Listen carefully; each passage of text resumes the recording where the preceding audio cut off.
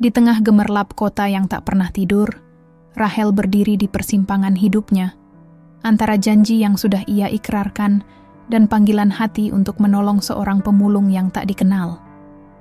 Namun, saat kebaikan membawanya ke dalam dunia yang penuh rahasia dan pengkhianatan, bisakah ia bertahan menghadapi kebenaran yang selama ini tersembunyi? Assalamualaikum semuanya, selamat datang di channel Alesha Story, channel yang cocok untuk menemani aktivitas kalian dimanapun dan kapanpun. Sebelum lanjut ke ceritanya, jangan lupa untuk tekan tombol like, komen, dan subscribe agar tak ketinggalan cerita dan kisah menarik lainnya yang penuh makna dan inspiratif. Kalau sudah, mari kita mulai ceritanya.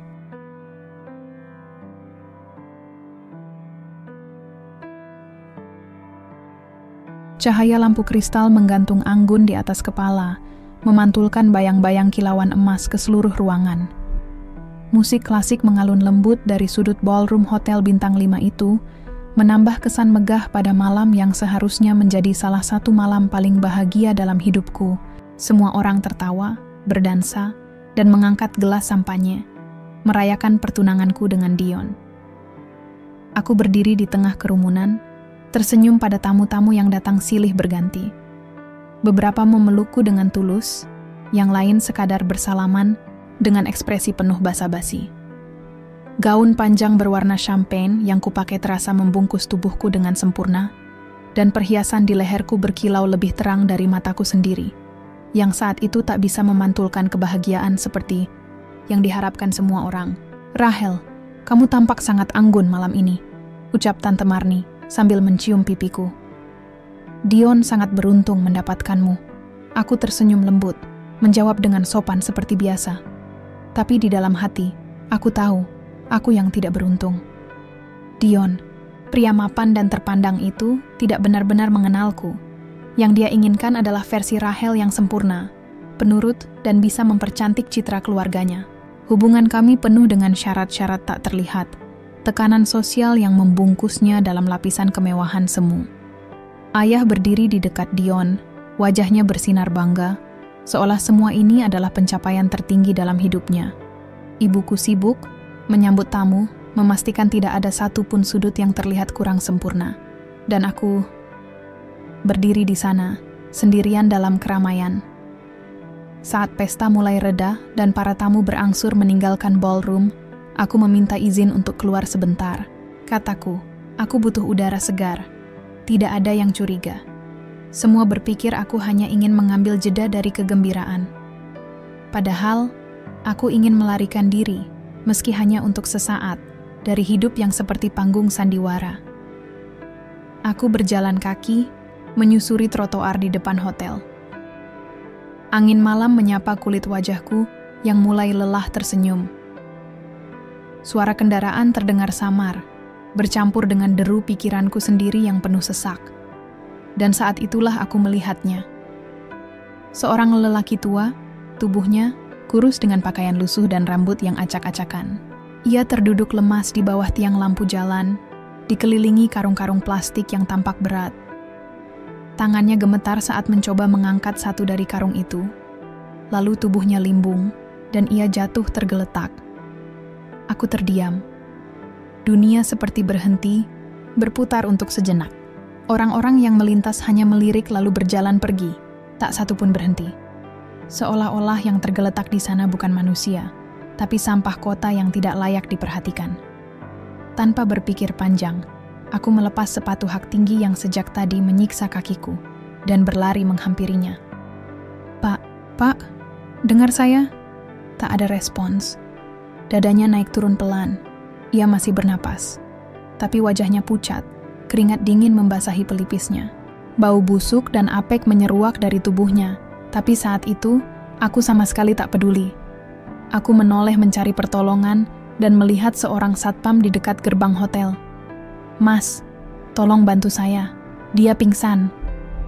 Satpam itu ragu. Matanya menatapku, gaunku, yang mahal, wajahku yang dikenalnya dari pesta yang sedang berlangsung. "Bu, saya rasa lebih baik panggil ambulans. Atau biar pihak dinas sosial saja yang..." "Mas, saya minta tolong, bukan saran. Nada suaraku naik, dan mungkin untuk pertama kalinya malam itu, seseorang benar-benar mendengarku. Satpam itu pun segera membantu. Kami mengangkat tubuh lelaki itu ke mobil hotel, dan aku meminta sopir mengantar kami ke rumah sakit terdekat. Di dalam mobil, aku mendekap tangan lelaki itu. Kulitnya kasar, penuh luka-luka kecil. Sesekali, ia mengerang, namun tak sadar sepenuhnya. Aku memandangi wajahnya lama-lama. Ada sesuatu yang aneh. Wajah itu terasa tidak asing. Mobil melaju cepat, menembus malam kota yang dingin. Sopir menatapku melalui kaca spion, mungkin bingung melihat wanita berpakaian pesta mewah duduk di kursi belakang sambil menggenggam tangan seorang pemulung. Tapi aku tidak peduli. Entah mengapa, hati ini terasa lebih hidup saat berada di dalam mobil itu, dibandingkan saat berdiri di panggung pertunangan beberapa jam yang lalu. Tekanan darahnya sangat rendah, Bu. Dia mengalami dehidrasi parah dan kelelahan ekstrim. Tapi untungnya tidak ada cedera dalam, kata dokter sambil menatap layar monitor. Aku mengangguk. Lelaki itu dibaringkan di salah satu ruang observasi. Tubuhnya ditutupi selimut. Wajahnya tampak lebih tenang meski masih pucat. Kalau boleh tahu, keluarganya ada? Aku menggeleng. Saya tidak tahu siapa dia. Saya menemukannya di jalan. Dokter menatapku sejenak, lalu mengangguk singkat dan meninggalkanku. Di ruangan itu, aku duduk sendiri, menatap lelaki asing yang rasanya sangat dekat. Kepalaku bersandar ke dinding. Untuk pertama kalinya dalam waktu yang lama, aku menangis. Bukan karena sedih, bukan karena lelah, tapi karena aku merasa akhirnya hidupku memiliki makna yang nyata. Malam itu, aku tidak kembali ke pesta, bahkan tidak mengirim kabar. Ponselku berbunyi puluhan kali, tapi aku tidak mengangkatnya. Biarlah dunia bingung, biarlah mereka menebak. Karena malam itu, aku memilih sebuah luka daripada pesta yang penuh dusta. Pagi itu, langit masih menggantungkan abu-abu di cakrawala saat aku membuka mata. Aku tertidur di bangku panjang rumah sakit, berselimutkan jaket yang tadi kupakai sebagai penghangat. Ruangan itu masih sunyi, hanya terdengar dengkuran pelan dari pasien lain di ruang observasi dan langkah kaki perawat yang sesekali lalu lalang. Aku menoleh. Lelaki itu, yang semalam kusebut Pak, tanpa tahu siapa namanya, masih terbaring dalam diam. Wajahnya lebih segar, dan napasnya kini teratur. Tapi tetap saja, ada sesuatu yang menggantung di benakku. Siapa dia? Kenapa wajah itu terasa seperti bagian dari ingatan yang lama terkubur? Aku berdiri pelan, lalu berjalan mendekatinya. Matanya masih terpejam, namun jari-jarinya sedikit bergerak. Ada luka di keningnya, goresan yang sudah mulai mengering. Aku menyentuh ujung selimut dan menariknya sedikit, memastikan tubuhnya tetap hangat. Semoga cepat sadar. Kita perlu bicara, gumamku. Tepat saat itu, suara pintu terbuka. Seorang perawat masuk, membawa catatan dan termometer. Dia menoleh padaku dan tersenyum sopan. Ibu yang menemani beliau semalam, ya? Aku mengangguk. Terima kasih, Bu. Kalau tidak dibawa kemarin, mungkin nyawanya sudah tak tertolong. Beliau kelelahan berat, kata dokter. Sepertinya sudah berhari-hari tidak makan. Aku menelan ludah. Apa? Sudah ditemukan identitasnya? Perawat menggeleng. Kami tidak menemukan kartu apapun. Tidak ada KTP, tidak ada dompet. Hanya beberapa lembar kertas lusuh dan kaleng kosong di dalam karungnya. Aku menatap lelaki itu lagi. Entah mengapa, ada desakan dalam dadaku yang ingin tahu lebih banyak tentangnya. Bukan karena rasa kasihan semata, tapi sejujurnya ada ketertarikan yang belum bisa kujelaskan. Kalau begitu, bolehkah saya tetap di sini, menemani sampai dia sadar? Perawat itu terdiam sejenak, lalu tersenyum lembut. Tidak banyak yang mau melakukan hal seperti ini untuk orang asing, Bu. Silakan saja. Tapi nanti, pihak rumah sakit akan meminta data lebih lanjut kalau beliau tak juga bisa diidentifikasi. Aku mengangguk. Saya yang tanggung jawab. Menjelang siang, Aku akhirnya membuka ponselku. Puluhan pesan menunggu. Dari ibuku, ayah, Dion, hingga rekan-rekan kerja. Rahel, kau kemana semalam? Jangan buat malu keluarga. Ini pertunanganmu. Bagaimana bisa kau kabur begitu saja? Kalau kamu tidak ingin menikah, katakan dari awal. Sayang, ini bisa jadi bumerang untuk karier kita berdua. Aku menutup layar ponsel. Tidak satu pun dari mereka bertanya keadaanku. Tidak satu pun menanyakan apa yang terjadi. Semuanya hanya sibuk memikirkan citra, harga diri, dan reputasi. Tak lama kemudian ayah menelepon. Kali ini aku terpaksa mengangkatnya. Rahel, apa yang kau pikirkan? Suaranya terdengar tajam tanpa basa-basi. Ayah, tolong tenang dulu. Aku akan jelaskan. Tenang? Bagaimana bisa ayah tenang? Tamu undangan menunggu. Dion malu besar. Dan kau, entah kemana, membawa orang jalanan seperti itu ke rumah sakit. Dia butuh pertolongan ya. Dan aku tidak bisa membiarkannya mati di jalan begitu saja. Bukan urusanmu, Rahel. Ada dinas sosial, ada pemerintah. Kenapa? Harus kamu yang turun tangan? Apa kamu tahu berapa besar risiko mencoreng nama baik keluarga karena keputusan bodohmu ini? Nama baik keluarga? Aku tertawa lirih. Apa artinya nama baik kalau kita kehilangan hati nurani? Ayah tidak akan berdebat soal moral. Pulang sekarang, Rahel. Kita bisa selesaikan ini baik-baik. Aku terdiam beberapa detik. Dulu, aku selalu menuruti setiap kata ayahku. Tapi hari ini, untuk pertama kalinya, aku tidak bisa. Maaf ya, aku akan tetap di sini. Klik. Panggilan berakhir. Kupandangi layar ponsel dengan napas berat. Aku tahu sejak detik itu, semuanya akan berubah. Tapi untuk alasan yang bahkan belum sepenuhnya kupahami, aku tidak menyesal. Menjelang sore, lelaki itu akhirnya membuka mata. Matanya bergerak pelan, tampak bingung, lalu menatap ke arahku. Aku segera berdiri, mengambil segelas air putih, dan mendekatinya. Bapak sadar. Ini air minum. Pelan-pelan saja. Dia menatapku lama, seolah mencoba mengenaliku. Namun tak ada reaksi berarti di wajahnya. Aku membantu menyandarkannya ke bantal. Ia meneguk air itu perlahan, lalu terbatuk pelan. Suaranya parau saat akhirnya bicara. Ini, di mana? Rumah sakit. Bapak pingsan semalam di jalan. Saya yang bawa ke sini. Ia menunduk. Terima kasih. Hanya itu yang saya bisa.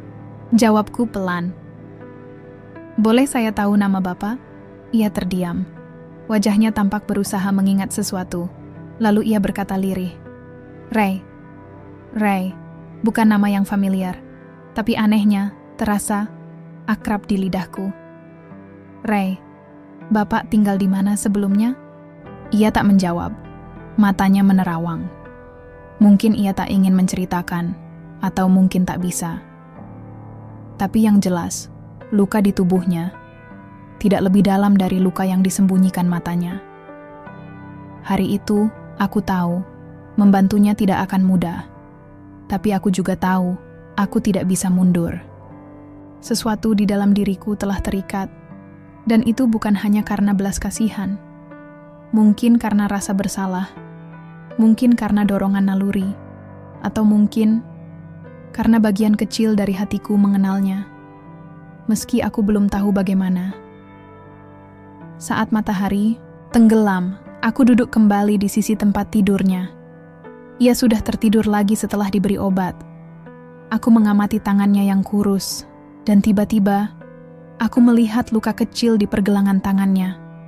Luka yang bentuknya seperti bekas sayatan, lama tersamar tapi jelas. Aku menelan ludah. Luka itu sangat mirip dengan luka yang pernah kumiliki juga dulu. Sebuah kenangan yang begitu kelam, yang hanya aku dan satu orang di dunia ini yang tahu.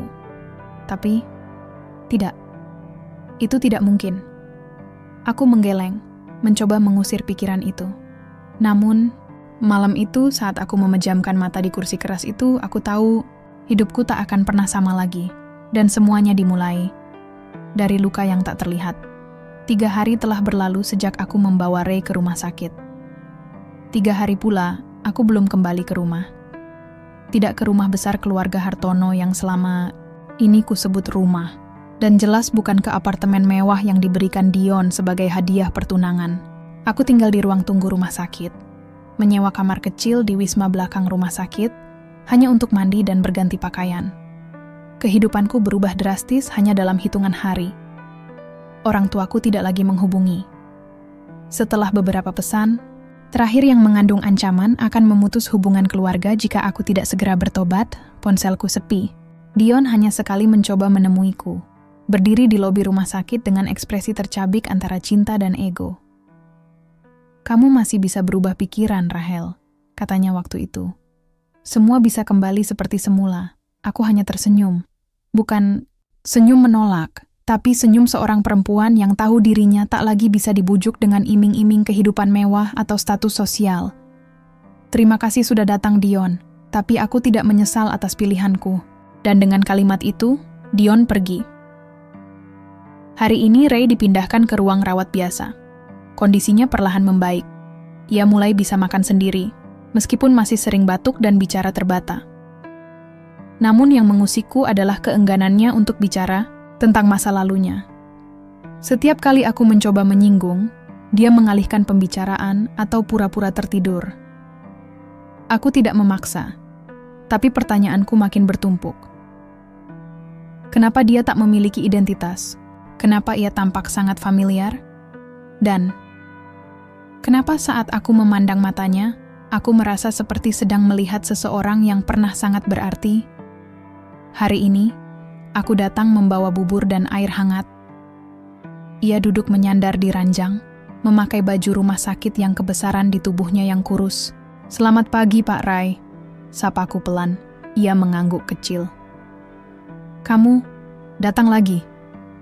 "Tentu saja. Saya belum punya alasan untuk berhenti," jawabku sambil menyuapkan bubur perlahan.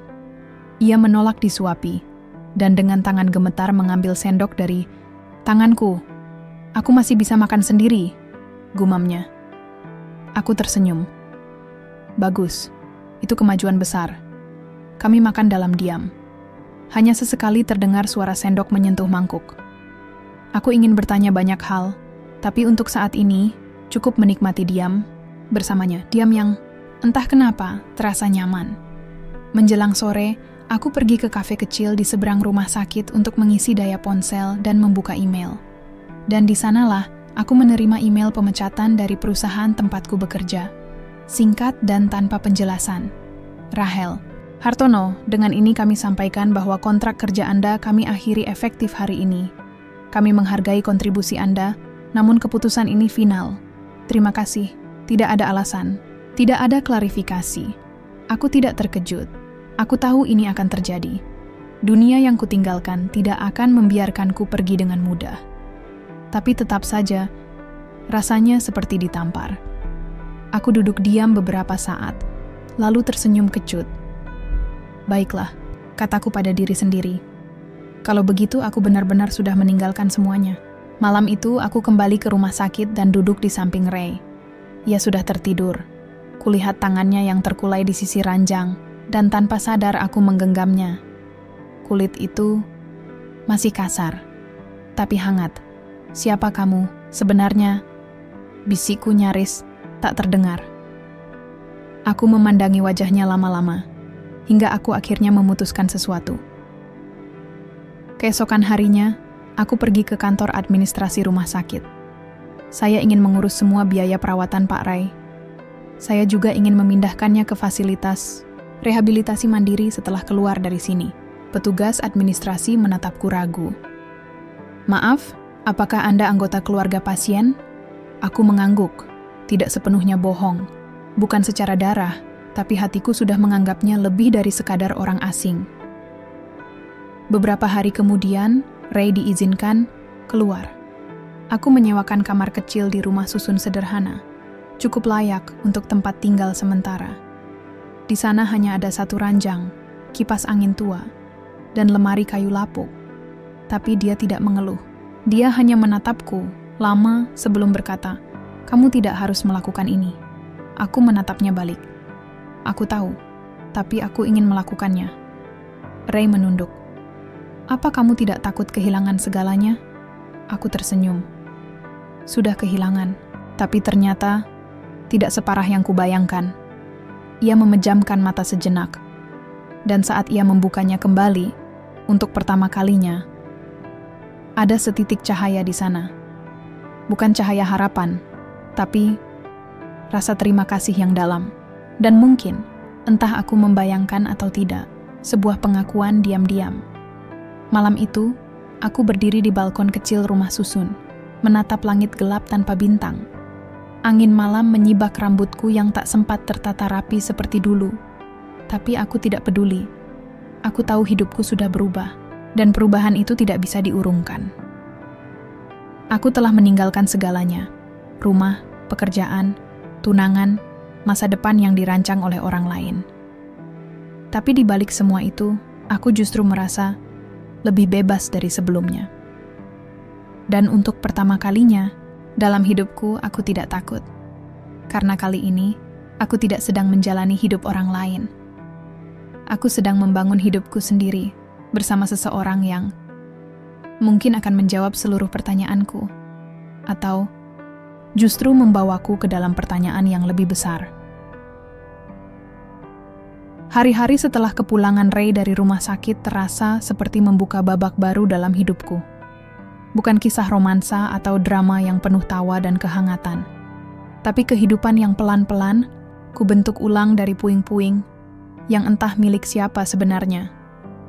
Diriku atau dia? Setiap pagi aku datang ke rumah susun dengan membawa makanan sederhana. Terkadang bubur, kadang nasi uduk dari warung ujung gang. Ray selalu menungguku di kursi plastik dekat jendela, mengenakan kaos lusuh dan celana panjang pinjaman dari pengurus rumah sakit. Matanya masih menyimpan luka, tapi ia mulai belajar tersenyum. Meski hanya sedikit. Hari itu, hujan turun sejak pagi. Aku duduk bersamanya sambil memandangi air yang menetes dari atap bocor. Di luar, anak-anak kecil berlarian, bermain genangan tanpa peduli dingin yang menusuk kulit. "Aku dulu benci hujan," ujarku tiba-tiba. Ray melirik ke arahku. "Kenapa?" "Karena waktu kecil, hujan berarti aku harus tinggal lebih lama di sekolah. Sopir kami tidak diizinkan menjemput saat hujan deras. Ibuku bilang, 'Tunggu saja, jangan merepotkan siapapun.' Ia hanya mengangguk. 'Kamu anak orang kaya ya?' Aku tertawa pelan. Dulu. Sekarang, entahlah. Mungkin aku cuma perempuan keras kepala yang sedang mencoba memperbaiki dunia dengan tangan kosong." Ray menatapku lama, lalu berkata pelan, "Dunia tidak perlu diperbaiki. Cukup dilihat apa adanya." Aku terdiam. Ucapannya sederhana, tapi entah kenapa terasa seperti tamparan halus pada idealisme polosku. Setelah 2 minggu, Ray mulai bisa keluar rumah susun. Aku membelikannya sepatu bekas yang masih layak pakai dan jaket tipis agar tak menggigil di pagi hari. Ia mulai membantu pemilik warung untuk membersihkan halaman, kadang mengantar pesanan, meski gerakannya masih lambat.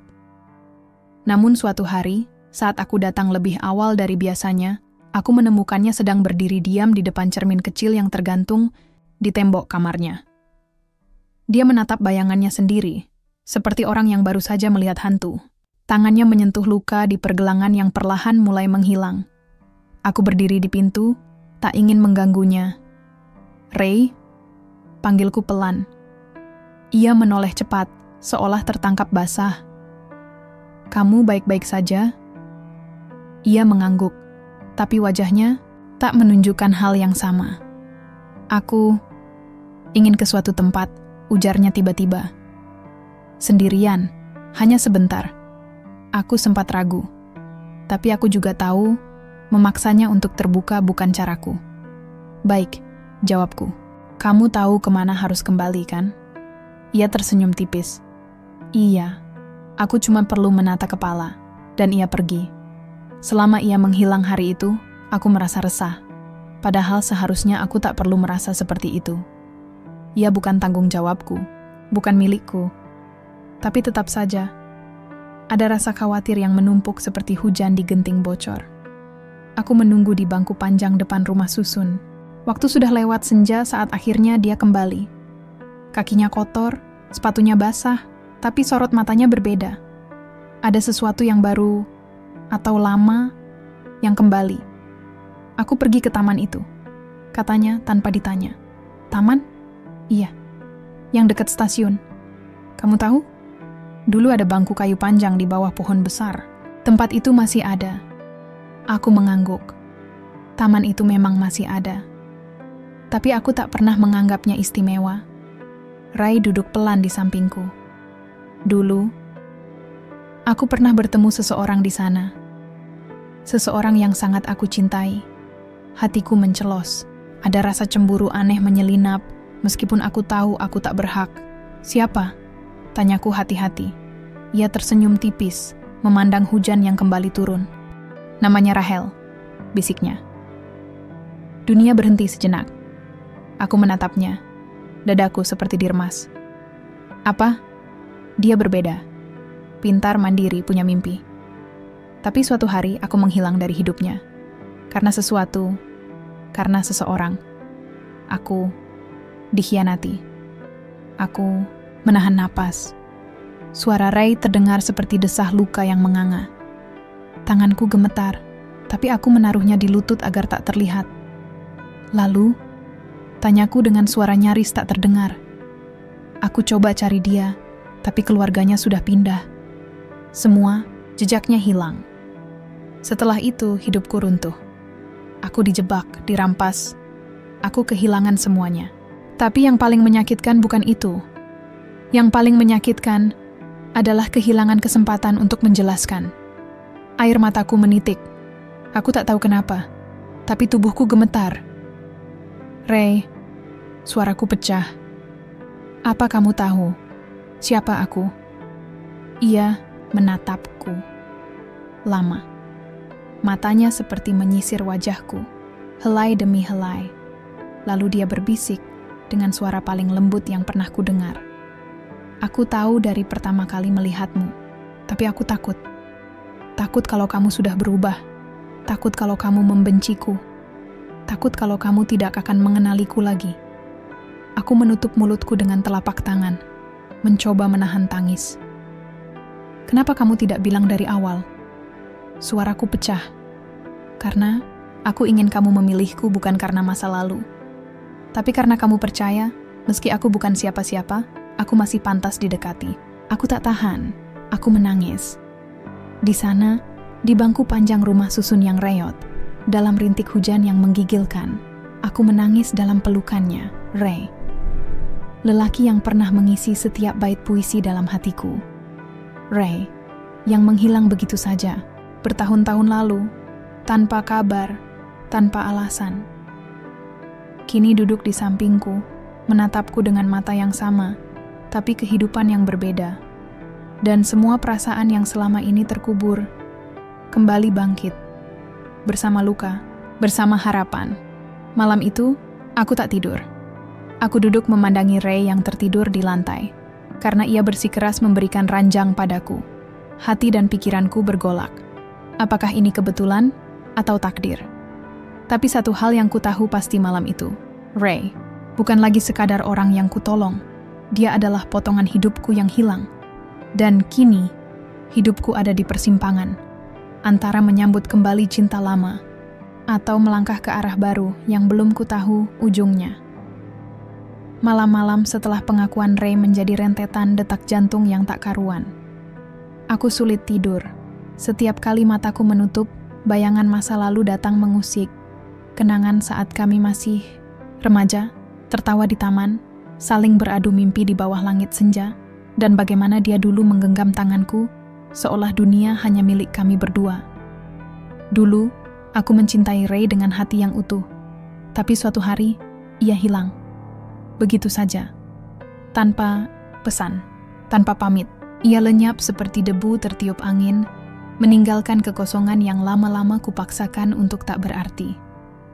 Sekarang, dia kembali. Tapi bukan lagi Ray yang sama. Lelaki yang dulu selalu penuh semangat dan percaya diri, kini seperti cangkang yang berusaha mengisi dirinya kembali, dan aku masih mencoba mengerti. "Kita butuh bicara," kataku suatu sore. Kami duduk di depan warung kopi kecil, hanya berdua. Ray menyesap kopinya pelan. "Tentang apa?" "Tentang semua yang terjadi setelah kamu pergi." "Aku butuh tahu, Ray. Aku butuh tahu. Kenapa kamu bisa jatuh sejauh ini?" Dia terdiam cukup lama. Angin sore menerpa wajahnya yang mulai lebih segar dibanding saat pertama kali kutemui. "Aku masuk ke dalam lubang yang digali orang lain," ucapnya akhirnya. "Dan aku terlalu percaya pada mereka yang kuanggap saudara."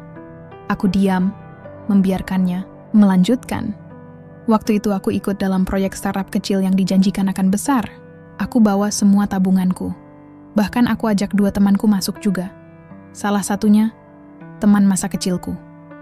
Kami tanda tangan kontrak tanpa pengacara, karena kami percaya satu sama lain." Matanya mulai berkabut. Tapi ternyata, proyek itu hanya kedok. Mereka menipu kami. Dan karena namaku paling banyak tercantum dalam dokumen legal, semua tuntutan datang ke aku. Aku bangkrut dalam sebulan. Digugat, dipaksa lepas aset. Dan aku tidak punya siapa-siapa. Orang tuaku marah dan memutuskan untuk tak ikut campur. Aku menahan napas. Tak percaya apa yang ku dengar. "Kenapa kamu nggak datang ke aku, Ray? Kenapa kamu nggak bilang apa-apa?" Dia tersenyum kecut. "Kamu tahu bagaimana keluargamu. Kamu ingat ibumu pernah bilang kalau aku hanya pengganggu rencana besar dalam hidupmu." Aku tertunduk. Kata-kata itu masih menyakitkan, bahkan sampai hari ini. "Dan kamu sedang bersiap pergi kuliah ke luar negeri. Aku nggak mau jadi beban." Aku menatapnya, nyaris menangis. "Tapi kamu malah jadi luka yang nggak pernah sembuh." Aku nunggu, Ray, bertahun-tahun. Sampai akhirnya aku belajar untuk berhenti berharap. Dia menunduk. Aku minta maaf. Aku mengangguk pelan, berusaha menenangkan emosi yang membuncah. "Aku tidak butuh kamu minta maaf, Ray. Aku hanya ingin tahu, kamu benar-benar ingin bangkit, atau hanya bertahan di luka yang kamu pelihara?" Ia menatapku dalam. "Jujur, aku ingin bangkit, tapi aku nggak bisa sendiri."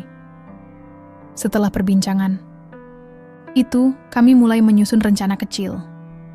Aku mencarikan Ray pekerjaan ringan sebagai asisten di sebuah bengkel milik temanku. Tempat itu tidak mewah, tapi cukup memberinya kesempatan untuk belajar bertanggung jawab lagi. Hari-harinya mulai lebih teratur. Bangun pagi, pergi kerja, pulang sore. Terkadang kami makan malam bersama, terkadang tidak. Namun tidak semua orang menyukai perubahan ini. Suatu malam, saat aku kembali dari kantor paruh waktu di perpustakaan kecil milik yayasan lokal, ada seseorang menungguku di luar rumah susun ibuku. Ia berdiri dengan gaun mahal, sepatu hak tinggi, dan raut wajah yang dingin. "Kamu membuat malu keluarga," katanya tanpa pembukaan. Aku menegakkan bahu. "Apa maksud Mama datang ke sini? Kamu membuang Dion demi pemulung, demi lelaki yang bahkan tidak punya masa depan." Aku menahan amarahku. Dia bukan pemulung, dan dia sedang berjuang. Berjuang? Untuk apa? Menarikmu ke dalam jurang yang sama? Kamu pikir cinta itu cukup untuk menggantikan masa depanmu? Aku memandang ibuku. Perempuan yang dulu kupuja, kini berubah menjadi simbol dari dunia yang ingin kuhindari. Mama pernah bilang, hidup harus dibangun di atas kehormatan dan martabat. Tapi ternyata, yang Mama maksud adalah uang dan nama besar. Tamparan mendarat di pipiku, tapi aku tidak menangis. "Kalau kamu keluar dari garis keluarga, jangan pernah kembali," ucapnya dingin. "Kamu bukan anak kami lagi." Aku hanya mengangguk, perlahan. Baik. Dan saat mobil mewah itu pergi, aku merasa lebih ringan, lebih bebas. Seolah pintu ke masa lalu akhirnya tertutup dengan kunci yang tidak akan pernah kubuka lagi. Aku naiklah ke kamar Ray dan memberitahunya apa yang terjadi. Ia hanya diam, lalu berkata, "Aku akan mengerti kalau kamu menyerah, Rahel. Aku bukan siapa-siapa.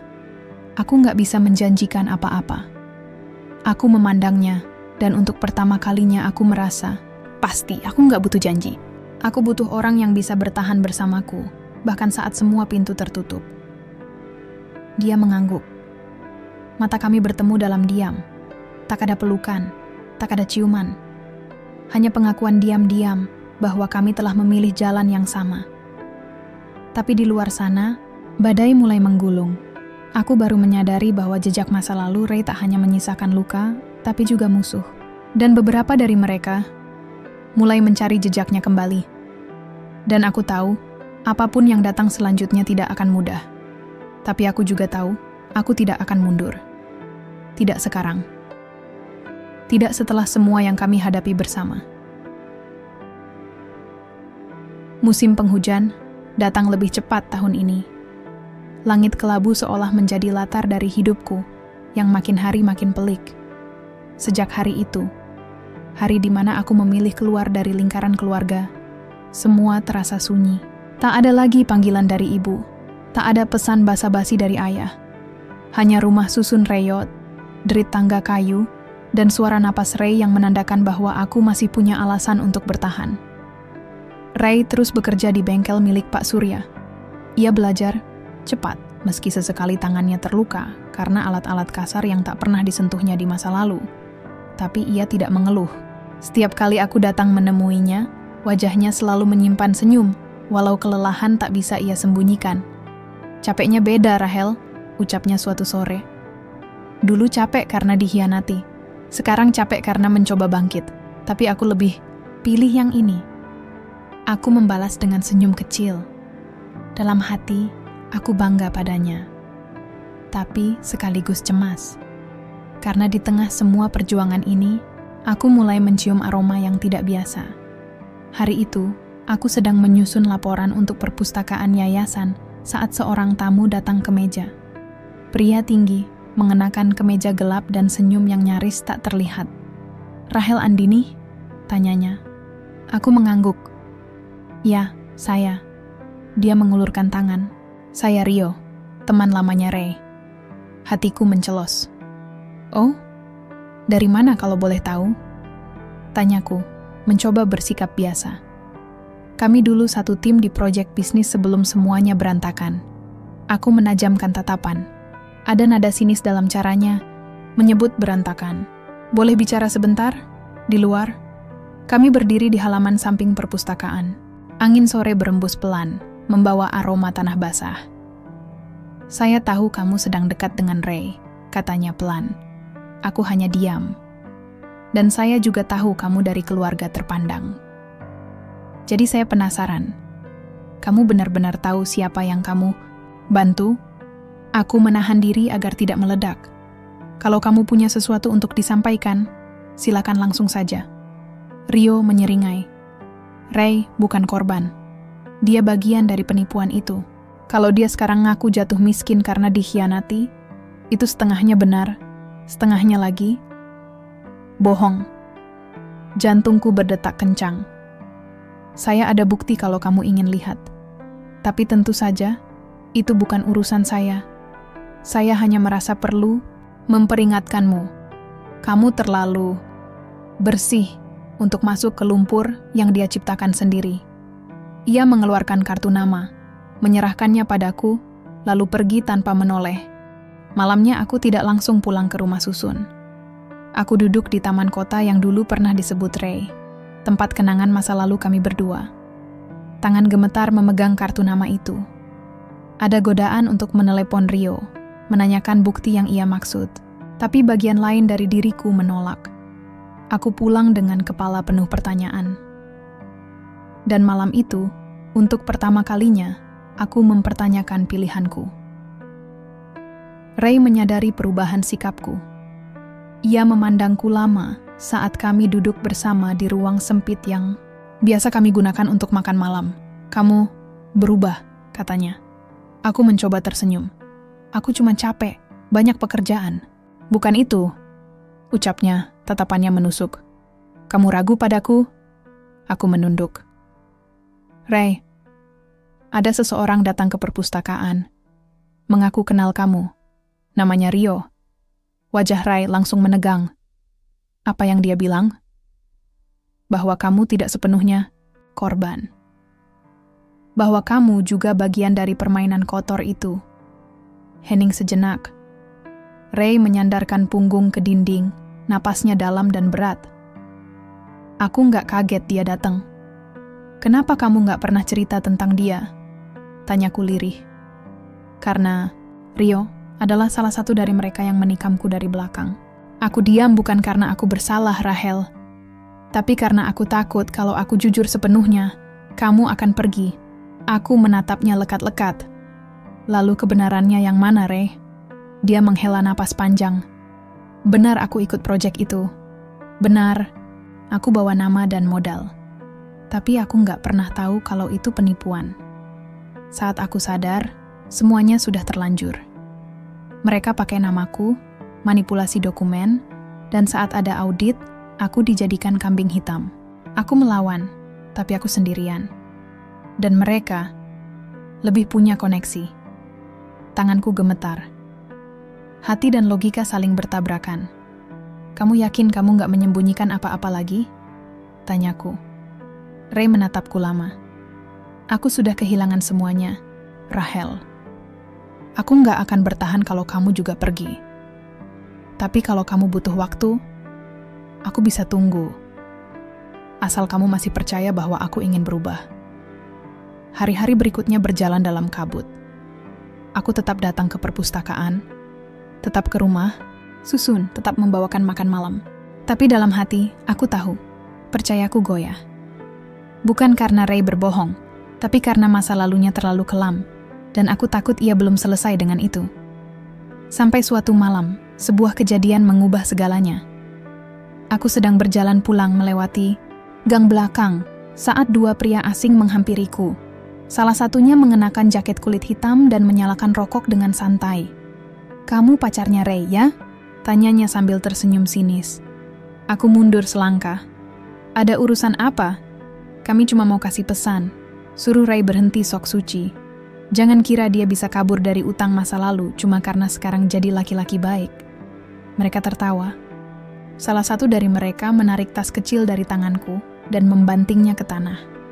"Kalau dia nggak tahu diri, kami bisa buat kamu jadi pesan berikutnya." Lalu mereka pergi, meninggalkanku dengan tubuh gemetar dan hati yang diliputi ketakutan. Malam, itu aku menangis dalam pelukan Ray. "Maaf," katanya lirih. Aku pikir mereka sudah berhenti mencariku. Tapi ternyata, mereka masih ingin aku jatuh. Aku menatapnya dengan mata merah. "Kalau kamu nggak menyelesaikan semua ini, Ray, mereka nggak akan berhenti. Dan aku nggak bisa hidup dalam ketakutan terus-menerus." Ray mengangguk. "Aku janji, Rahel. Aku akan selesaikan semuanya. Sekali untuk selamanya." Dan malam itu, aku tahu, perjalanan kami belum berakhir, puncak dari badai masih belum datang. Dan mungkin yang akan jatuh bukan hanya dia, tapi juga aku. Kami bersama. Hidup memang tak pernah bisa ditebak. Kadang seperti langit cerah yang tiba-tiba berubah mendung, kadang seperti hujan yang tak memberi peringatan. Dan malam itu, hujan turun begitu deras, tidak hanya dari langit, tapi juga dalam hidupku. Setelah penyerangan itu, Ray berubah. Ia lebih banyak diam. Pandangannya kosong, seolah pikirannya terus bekerja memutar kenangan masa lalu. Ia mulai jarang tersenyum dan sering pulang larut malam. Saat kutanya, ia hanya berkata, "Ada yang harus kuselesaikan." Aku tahu dia sedang menyiapkan sesuatu. Tapi aku tidak pernah menduga bahwa sesuatu itu akan menjadi ledakan yang mengubah segalanya. Pagi itu aku terbangun lebih awal dari biasanya. Hati terasa gelisah. Ray tidak pulang semalam, dan ponselnya tidak bisa dihubungi. Aku menunggu sambil menatap jendela yang diguyur hujan. Suara tetesan air memantul di atap seng, seperti detik-detik waktu yang menyesakan. Lalu, sebuah pesan masuk. "Datanglah ke bengkel. Sendiri, jangan tanya, dan jangan bawa siapa-siapa, Ray." Aku bergegas, tanpa sempat mandi atau berpikir panjang. Hati berdebar hebat. seperti tahu akan ada sesuatu yang besar terjadi. Bengkel Pak Surya tampak sepi saat aku tiba. Tak ada suara mesin. Tak ada Ray. Hanya lampu neon yang berkedip lemah dan bau besi yang menyengat. "Ray?" panggilku, ragu. Dari dalam, suara langkah terdengar. Lalu muncullah sosok yang tak asing. "Rio, selamat datang Rahel," ucapnya tenang. Terlalu tenang. "Kamu ngapain di sini?" "Mana Ray?" Dia tersenyum kecil. "Ray, dia di dalam. Tapi sebelum kamu masuk, aku rasa kamu harus tahu sesuatu." Tanganku mengepal. "Aku nggak ada urusan sama kamu. Aku kesini buat Ray." Rio tak menghalangi, tapi sebelum aku melangkah lebih jauh, dia berkata pelan. "Kamu masih yakin dia bukan bagian dari kami?" Aku berhenti. "Kamu tahu kenapa Ray dipilih jadi kambing hitam? Karena dia memang awalnya ikut menipu. Dia bagian dari skema itu. Tapi saat proyek makin besar, dia berubah pikiran. Mau keluar. Dan itu membuat kami rugi besar. Jadi kami jatuhkan dia sebelum dia menjatuhkan kami." Aku berbalik, menatapnya dengan mata berkaca-kaca. "Kamu bohong." Rio mengangkat alis. "Kalau aku bohong, kenapa kamu nggak tanya langsung ke Ray?" Aku berlari masuk ke ruangan belakang, dan di sana aku melihatnya. Ray duduk di depan meja kerja yang berantakan. Kepalanya tertunduk, kedua tangannya gemetar. "Ray, katakan kalau itu nggak benar," bisikku. Dia mendongak perlahan. Wajahnya tampak lelah. Mata itu, mata yang dulu begitu terang, kini seakan tenggelam. "Rahel," suaranya parau. "Aku pernah terlibat. Tapi tidak seperti yang Rio bilang." Aku mundur selangkah. "Jadi, kamu benar ikut menipu orang?" Dia berdiri. "Awalnya iya. Tapi aku nggak tahu kalau mereka pakai uang dari dana ilegal. Aku pikir itu hanya bisnis biasa, cari investor, jual produk. Tapi saat aku mulai curiga, aku tanya. Mereka ancam aku. Mereka bilang aku harus tutup mulut. Air mataku mulai menetes. Kenapa kamu nggak cerita dari awal? Kenapa kamu sembunyiin semuanya dariku?" Dia mendekat. "Karena aku takut kehilanganmu, Rahel. Aku tahu kamu wanita baik. Terlalu baik untuk pria rusak sepertiku." Aku menahan napas. Kata-kata itu menyayat. "Dan sekarang?" tanyaku lirih. "Kamu mau apa?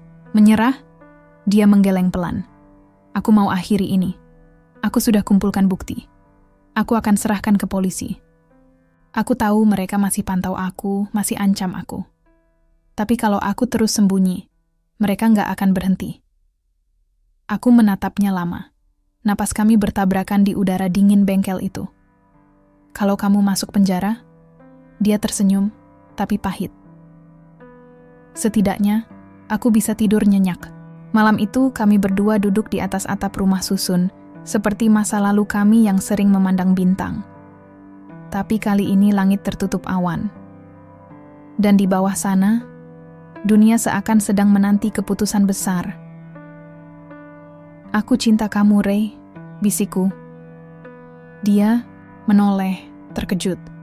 Tapi aku juga harus tahu, cinta ini nggak akan membunuhku. Dia menggenggam tanganku. "Aku janji, ini terakhir kalinya aku menyeret kamu ke luka masa laluku." Aku mengangguk pelan. "Kalau begitu, ayo kita hadapi. Bersama."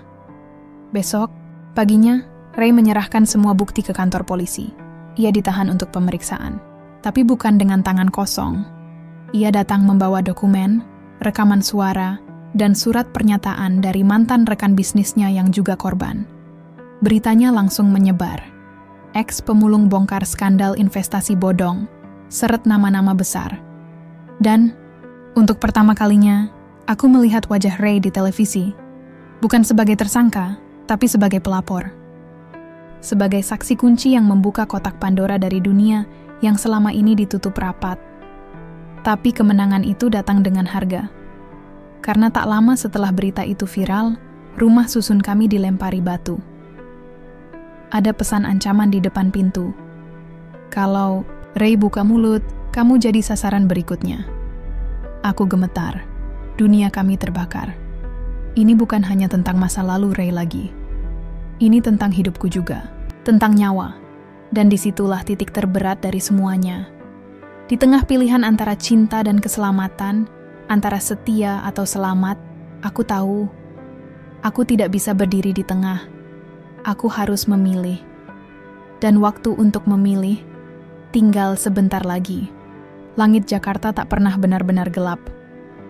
Bahkan di malam-malam tergelap sekalipun, lampu kota tetap bersinar, seperti ingin menegaskan bahwa tidak semua keputusasaan berarti akhir.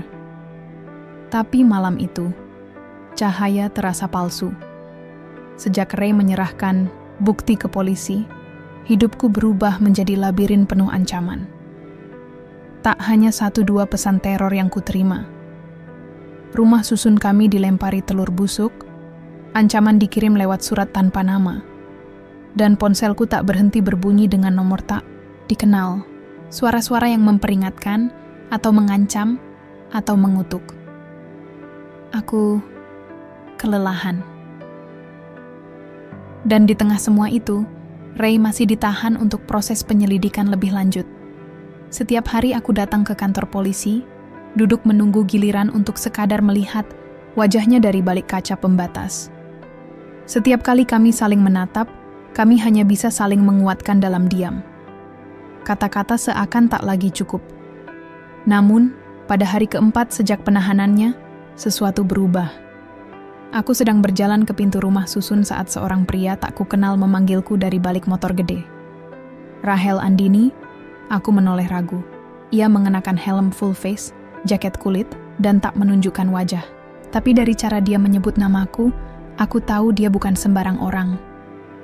Ada pesan buat kamu, katanya dingin. Ia melemparkan amplop coklat ke tanah, lalu pergi begitu saja. Deru motornya menghilang di tikungan. Tanganku gemetar saat membuka amplop itu. Di dalamnya ada selembar foto, bukan foto ancaman, tapi foto Ray, terikat di sebuah ruangan sempit, matanya lebam, dengan tanda waktu yang menunjukkan hari ini, dan selembar surat dengan tulisan tangan. Dia nggak seharusnya buka mulut. Kamu tahu apa yang harus dilakukan. Kalau ingin dia selamat, aku berlari. Tidak ke kantor polisi, tapi ke rumah Pak Surya. Ia satu-satunya orang yang mungkin tahu kemana Ray dibawa, tapi rumahnya kosong. Aku terus berlari ke bengkel, berharap masih ada petunjuk.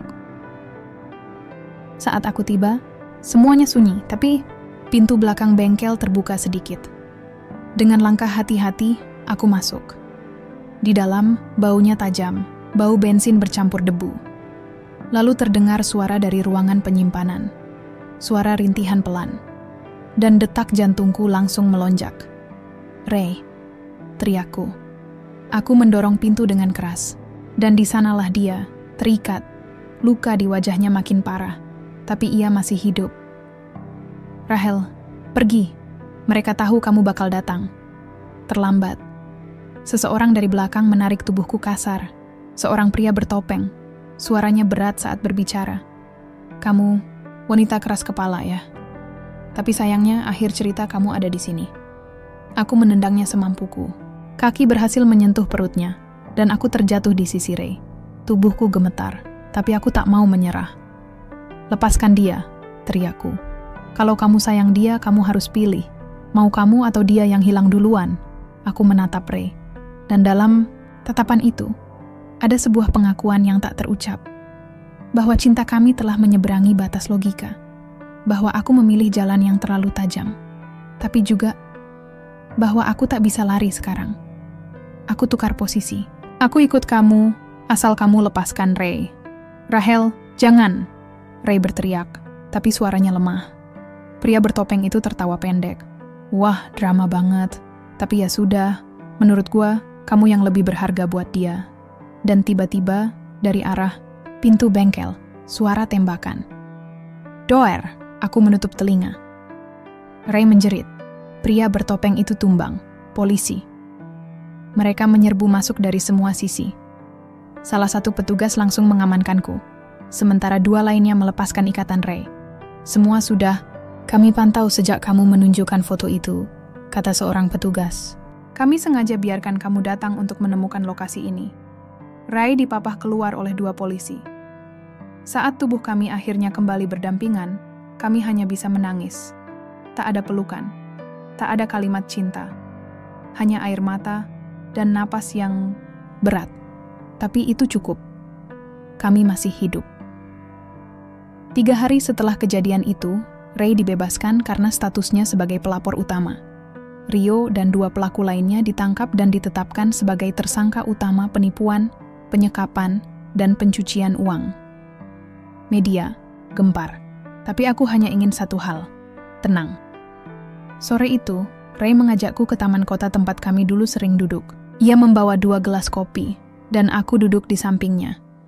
Angin bertiup pelan, dan untuk pertama kalinya setelah semua badai, dunia terasa sedikit lebih damai. Kamu tahu, Rahel, katanya pelan. Apa? Aku gak pantas dapat cinta kamu. Aku menoleh padanya. Aku juga gak pernah cari yang pantas. Aku cuma cari yang mau berubah. Dan kamu sudah melangkah jauh.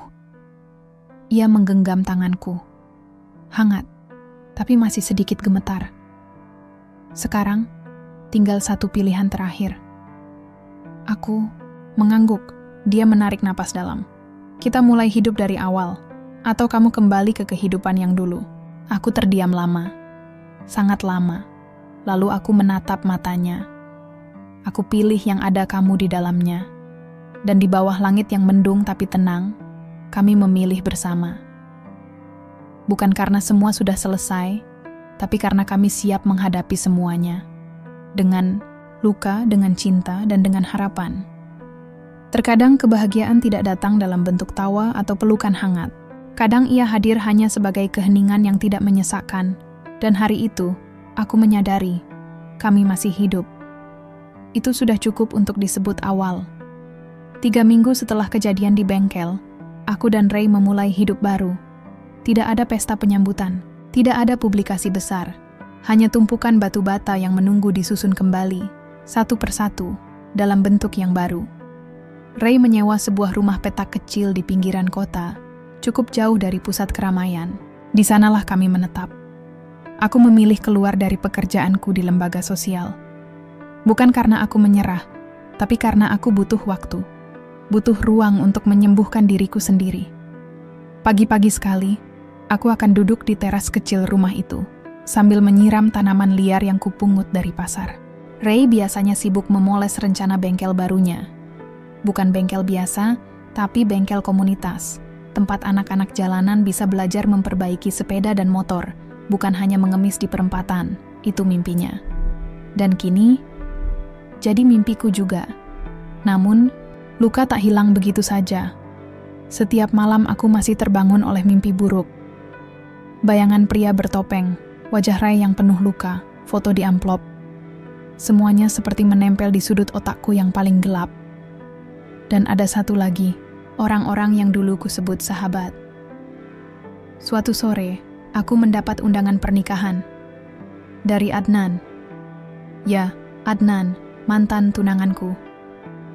Yang dulu menuduhku tidak waras karena membatalkan pertunangan demi seorang pemulung. Sekarang dia akan menikah dengan sahabatku sendiri, Karen. Undangan itu menggores sesuatu yang dalam. Bukan karena aku masih mencintai Adnan.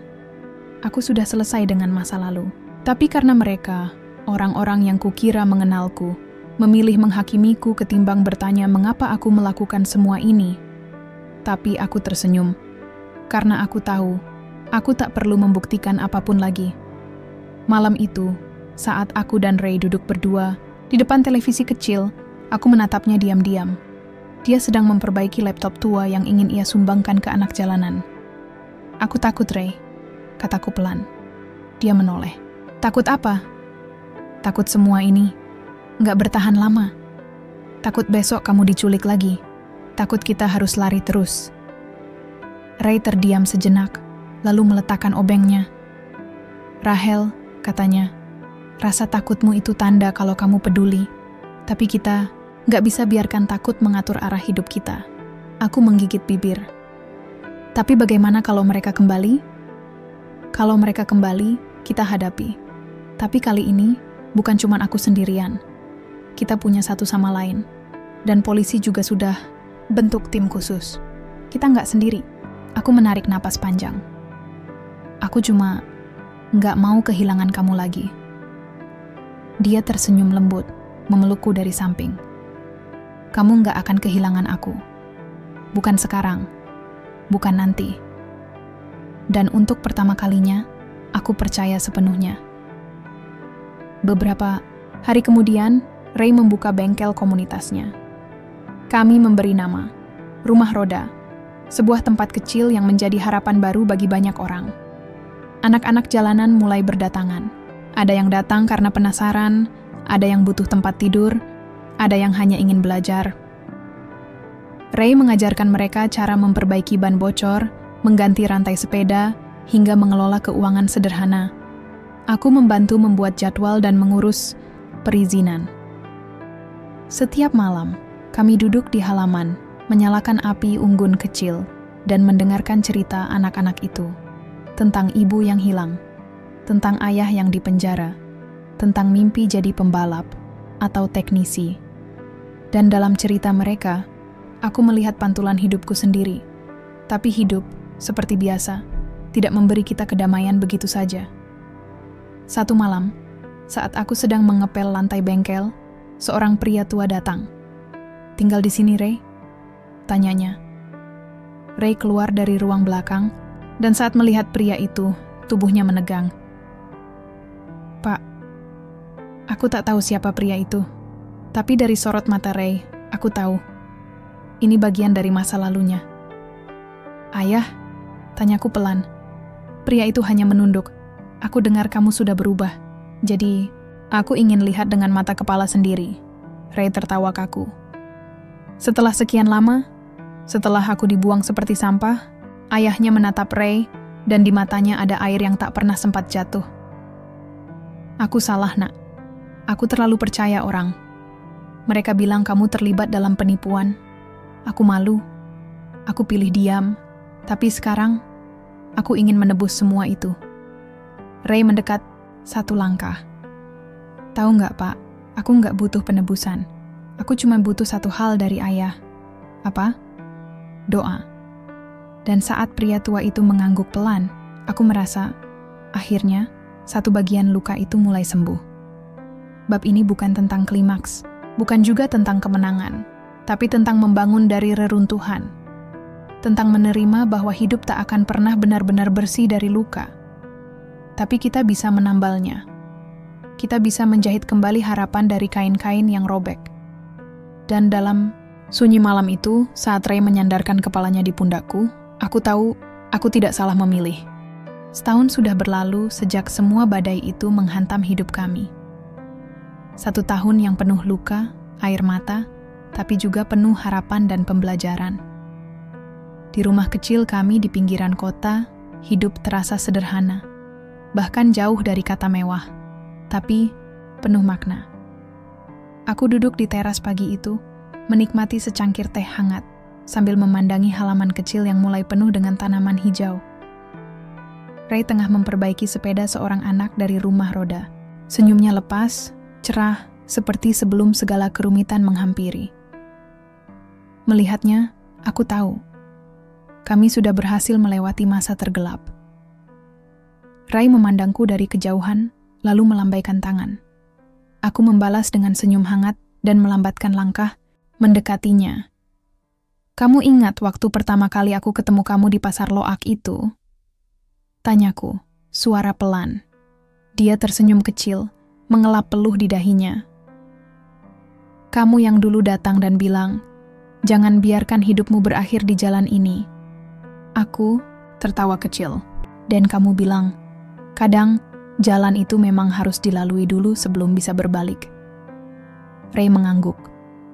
Setiap luka yang kita alami ternyata memang jadi pelajaran. Aku menarik napas dalam. Terima kasih, Ray, untuk semua yang sudah kita lewati bersama. Dia mengangkat bahu. Aku juga harus berterima kasih padamu. Kamu yang bikin aku percaya bahwa aku pantas mendapatkan kesempatan kedua. Kami saling menatap lalu tertawa bersama. Satu tawa yang tulus, bebas dari beban masa lalu. Tapi hidup tak melulu mulus. Ada saat-saat gelisah datang kembali ketika aku memikirkan masa depan kami. Bisakah kami benar-benar lepas dari bayang-bayang itu? Bisakah cinta kami bertahan dalam dunia yang kadang kejam dan penuh tipu daya? Saat itulah aku bertemu seorang perempuan bernama Dinda, seorang pengusaha sosial yang mengunjungi rumah roda untuk belajar dan berbagi pengalaman. "Rahel," katanya, "kisahmu menginspirasi banyak orang. Jangan pernah ragu untuk melangkah lebih jauh. Dunia butuh orang sepertimu." Aku terdiam. "Tapi kadang aku takut, Dinda. Takut kalau semua ini cuma mimpi yang rapuh." Dinda tersenyum lembut. "Mimpi itu memang rapuh, Rahel. Tapi dengan keberanian dan kerja keras, mimpi bisa jadi kenyataan. Ingat, cahaya bukan hanya datang di ujung terowongan, tapi bisa kita bawa kemanapun kita pergi." Kata-katanya menggema di hatiku. Malam itu, aku menulis surat untuk Ray. Sebuah surat yang bukan hanya berisi ungkapan cinta, tapi juga komitmen untuk masa depan. "Ray, aku ingin kita terus membangun dunia ini bersama, dari luka dan harapan, dari kepedihan dan cinta. Aku percaya, selama kita saling menggenggam tidak ada yang mustahil." Ketika Ray pulang dan membaca surat itu, matanya berkaca-kaca. "Kamu benar-benar wanita yang luar biasa, Rahel," katanya pelan. "Aku berjanji akan selalu ada di sampingmu, dalam suka dan duka." Aku menatapnya dalam-dalam. "Aku juga berjanji, Ray, kita tidak akan lagi terjebak masa lalu. Kita buat masa depan yang kita impikan." Di halaman belakang, rumah roda kini berdiri kokoh. Anak-anak yang dulu pengemis dan pengamen, kini punya tempat belajar, bermain, dan bermimpi. Mereka adalah bukti bahwa perubahan itu nyata. Bahwa kebaikan, walau kecil, bisa menyalakan api besar. Aku dan Ray berdiri di sana, menyaksikan anak-anak itu tertawa dan berlari riang. Lalu aku menyadari sesuatu, bahwa cinta bukan sekadar kata atau janji. Cinta adalah tindakan. Cinta adalah keberanian untuk memulai lagi, setiap kali kita jatuh. Dan aku percaya, kami akan terus berjalan di jalan ini. Dengan tangan saling menggenggam, dengan hati yang sudah lebih kuat, dan dengan cahaya baru yang takkan pernah padam.